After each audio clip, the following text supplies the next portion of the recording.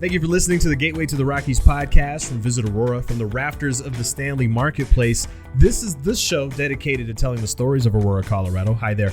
My name is Dave. I'm the Senior Marketing Manager for Visit Aurora. Really excited to have Benjamin Burger King and Michael Miguel Bencomo here. Welcome, guys. Thanks for taking the time. Thanks for having us. Yeah, thank you. It started with the dream to own a food cart. You guys met in the hallways of Boulder High School. Go Panthers. Oh, yeah.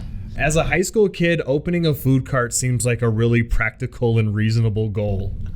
It didn't seem, it seems like that's doable, right? Whose idea was it, and how did it come to be? We both talked about it. We're like, how cool would it be? This was like 10 years ago. And then we kind of met back up when Ben moved back from college. And then kind of realized the realities of it. Yeah, I don't think we were ever seriously thinking about doing it. And it was always just in the back of the brain, like, oh, that would be kind of cool. And then it's like how people say, let's open a bar or let's, do something. Yeah, and we just got kind of lucky. We were at the same point in our lives how we were kind of just, let's try it out, see how it goes. And we were able to find the cart that we use on Craigslist, and all the pieces sort of just fell into place. How did you become friends to begin with? Tell us how that kind of came to fruition. It was not easy, let me tell you. I used to live in Broomfield, which is like half an hour away. So to wait for my mom to pick me up, I used to walk to Ben's house to just hang out until I got picked up. And that's basically how we just got to be friends. Yeah, no, that's pretty much it. Yeah. You leave for college, you go your separate ways. What skills did you pick up while you were in college, and that kind of got you ready for the big time? Ben's more of the business guy. I can start with that. Yeah, so I went to Elon University. I ended up majoring in finance and entrepreneurship. Okay. Definitely felt myself more gravitating towards the interest of, starting something up, sort of building something from nothing to sort of see how it goes. So I think those sort of skills, I definitely did a lot of restaurant jobs as well throughout college. So I got a lot more hands-on experience, serving and back of house type stuff too. Yeah, and I was in school for writing a lot, and then that actually kind of helped because we have to do a lot of paperwork actually for the cart. So sitting there and just writing emails is a huge part of any business, apparently, even a food truck. It's super easy to get distracted with new goals and get crushed by the expectations of living a normal corporate adult life while you're in college. How did you manage to keep the vision alive that you had developed in high school? The interesting thing is I don't know if there was ever a specific vision when it was developed in high school. I think it was always sort of just a general direction of, what if we did this thing to see what would happen. So I think it sort of evolved as we were going. COVID especially really made us have to evolve what we were doing because we opened July 2020. So pretty much when everything else was shut down, we were opening up. The pandemic did throw a wrench into your plans, but you also had a business that was kind of uniquely transformable and mobile. How did you adjust over the last couple of years? Basically, we kind of just set up hoping for the best, and we actually started just not knowing where to go. We ended up at parks. Yeah. We ended up at a dog park for most of the summer, which people were like, oh, it's so cool you guys are here. I've never seen this before. But we've evolved a lot, realizing that there's other places to go, like breweries, and we actually got a spot on the mall on the bricks at Pearl Street, and that helped us just to be where the people are, which was the biggest learning curve entering the food truck business. Is just we just need to be around people. So that's how it evolved. And once COVID slowly starts to get better, we start seeing more people, more traffic, and better profits. The food cart started with you finding it on Craigslist. That's correct. What did you have to do to restore it and get it up and running to code? Is there code? I guess also. There is a code. There's a long code. Okay. That's good to know. Yes. It was a lot of elbow grease. It had previously been used as a hamburger cart. Okay. And so it was a lot of scraping, cleaning down. It hadn't been maintained very well. We actually were able to get a lot of repurposed materials to redo the countertops, we had to redo all the the plumbing inside. Yeah. Took out all the piping, all the tubing. Were these skills that you already had, or did you develop them as you had this project? He's always been pretty good with like tinkering and fixing stuff. So I have learned a lot for sure about different maintenance things on the cart. Electrical, I know nothing about, and still we're like, why is the light not blinking? So you expand from Boulder to the Towncenter at Aurora. What drew you eastward first and foremost, and can you talk about how Kingcomo's Quesadillas is such a unique endeavor? Ooh, that's a good question. I guess I'll start out with the expansion. I think we saw it almost in a similar light of when we were starting the food truck, was kind of like a why not. We can only do so much with the cart itself, so I think it was sort of like a natural extension.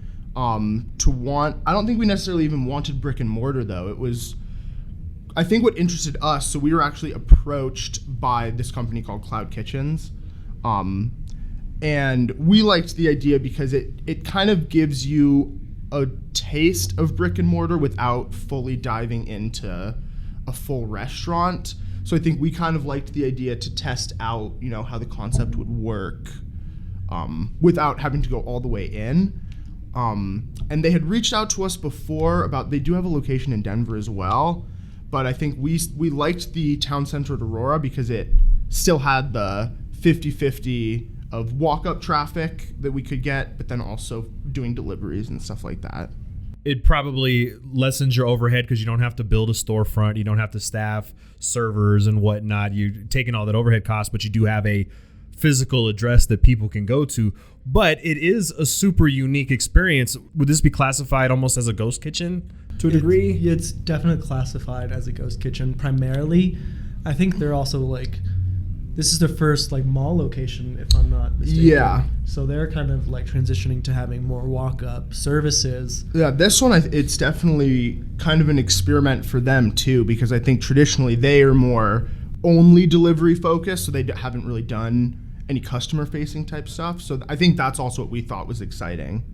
It's an interesting concept, but has it been challenging conveying that to the public? Oh, yeah. 100%. Yes. I think we could have done a better job looking up exactly what a ghost kitchen entails. Right. Because I do think the customer-facing part is really what we liked doing a lot. So that's for us. Been kind of food truck. A strange feeling to sort of box up your food and then send it away and not really have any interaction or experience with the person who's eating your food. But it's forced us to think about our branding in different ways. How do we want the packages to look, or do we have to include little infographics with the to-goes so people can still, which we do. Yeah. A little pamphlet about us and just trying to get people to know more about us, so it's not just some stranger sending you a package. It's quesadillas in the mail. It's cool that you mentioned that, Miguel, because I was on your website and it's super charismatic. It's funny. It's engaging. It went from this is a quesadilla ghost kitchen to wow, these are cool guys. I really love their story. Their recipes are unique. Who wrote the website, and how did you come up with kind of the format of it? Because that in and of itself is worth plenty of time. That's all. I'm gonna take all the credit. Yeah. He hasn't done anything on it. Well, a lot of it stemmed from definitely jokes that we've talked about, like the Charles E. Cheese quote.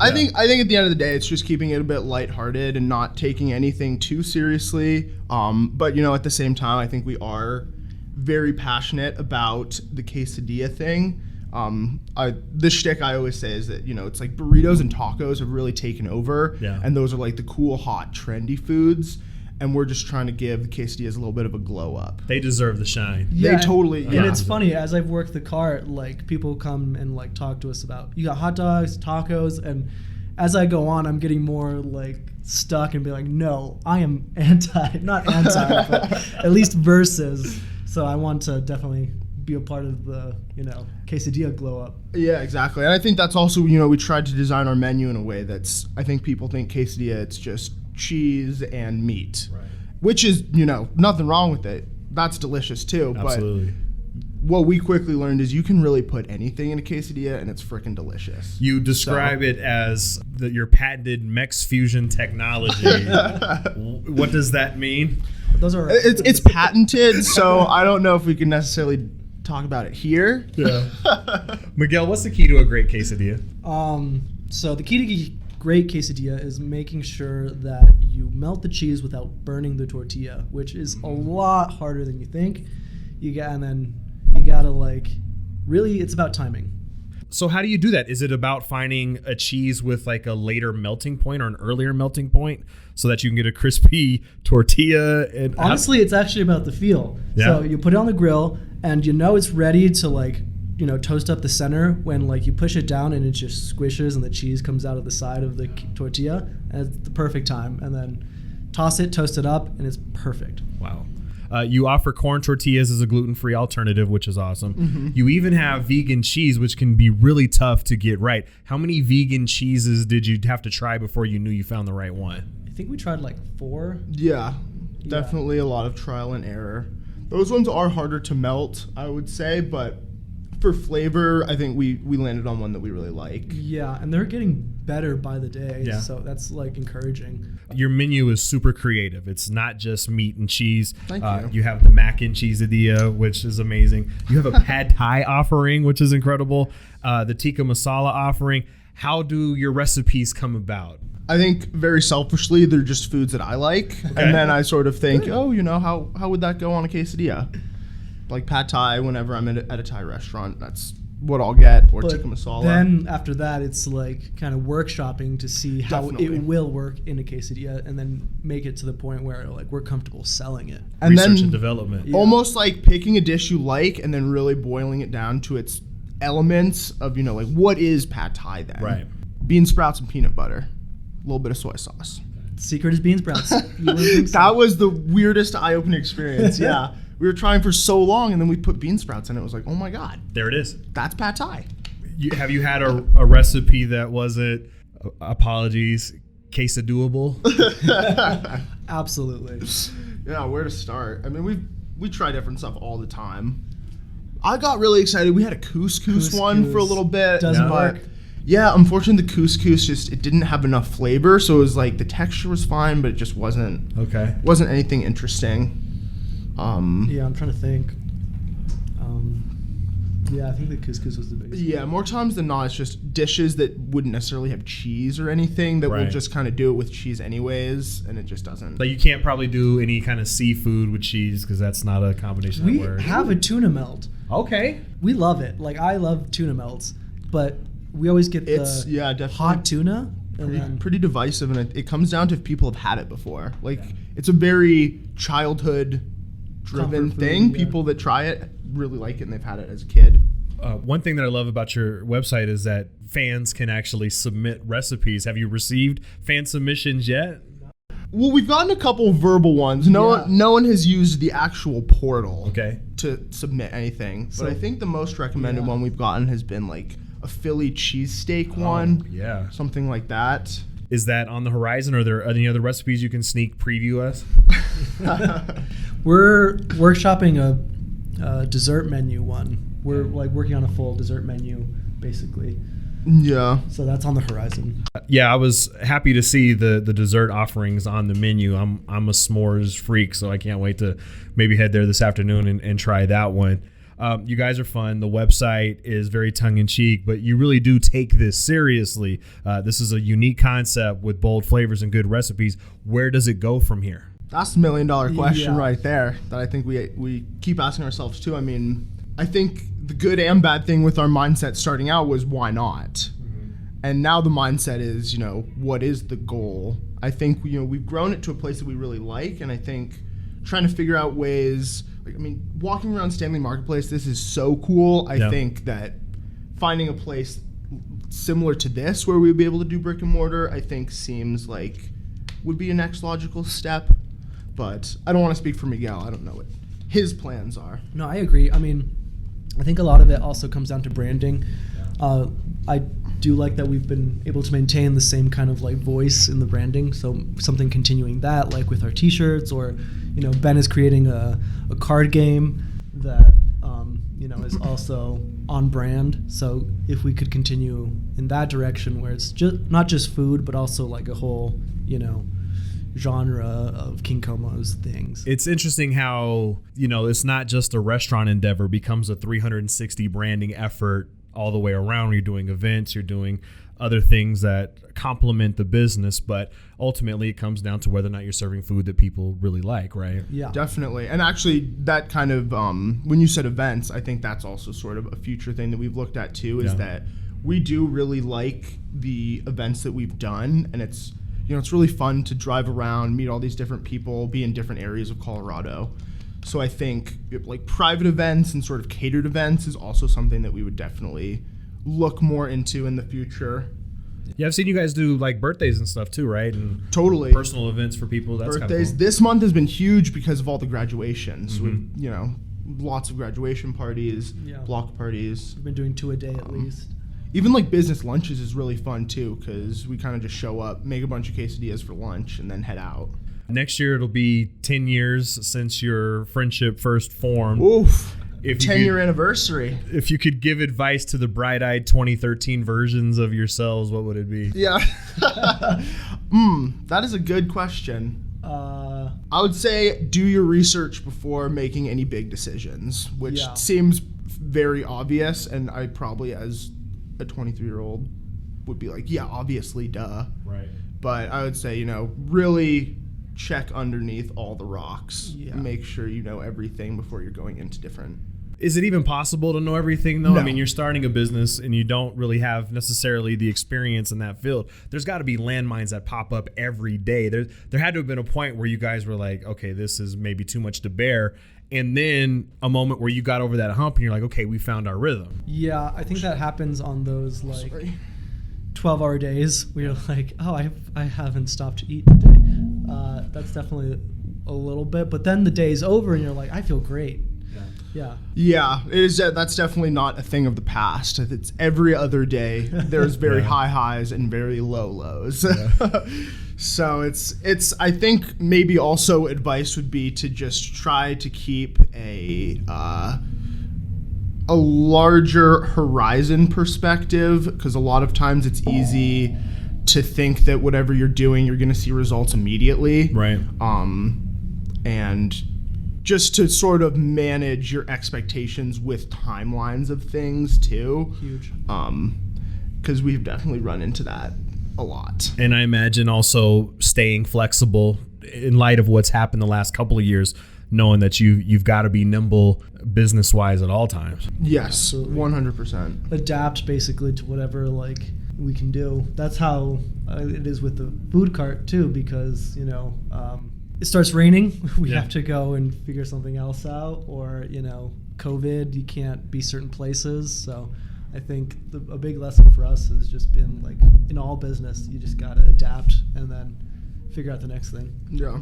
Ben, since you're the architect of the website, this question is directed specifically towards you, but I want Miguel's answer as well.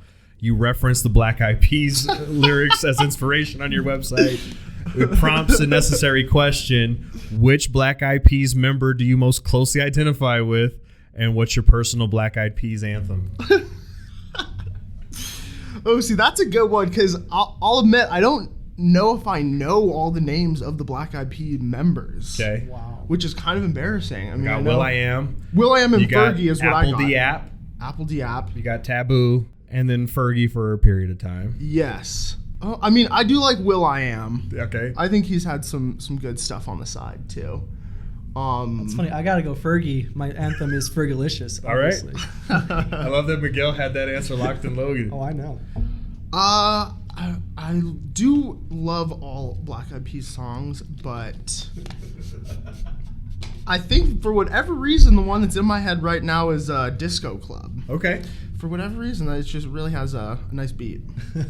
Mine is Fallen Up from their very first album, Behind the Front, which was released in 1999 when I was a senior in high school. Ooh. Yep.